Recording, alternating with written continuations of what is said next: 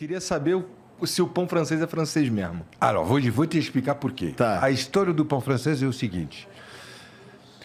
Os ricos brasileiros, no início do século passado, final de 1800, 1900, um pouco antes já mesmo da industrialização do Getúlio Vargas, os ricos na barba brasileira eram virados para a Europa, e especialmente a França, e em particular Paris.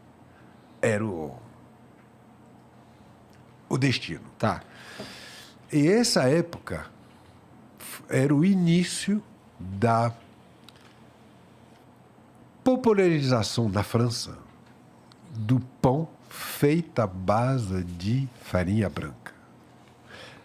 Até então, o pão feito à base de farinha branca na França era só para os nobres, reis e burguesaço.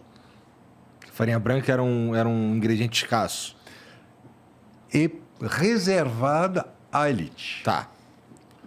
O povo comia há séculos o pão que a gente chama na França de pão preto, que hoje é o pão fino. Aham, é verdade, é verdade. Entendeu? Aí os nababas chegavam lá. Qual era a representação mais famosa, simbólica do pão branco, do pão de feita à base de farinha branca, que vem na França? A baguete. Pão, casca-finha, douradinha, miolo branco, crocantinho. Quando eles chegaram lá para descobrir esse pão, nossa, eu preciso desse pão no Brasil. Aí eles traziam a lembrança, alguns até viajavam de navio, né? Alguns até traziam para mostrar para o padeiro do bairro, para o português padeiro lá, para fazer assim.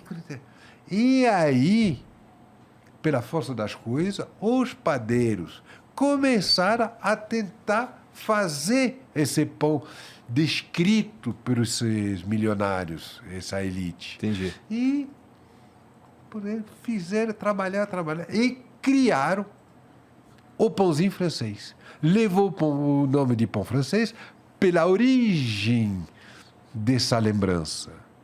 Entendeu? Uhum. Agora, a receita do pão francês é exclusivamente, tipicamente brasileira.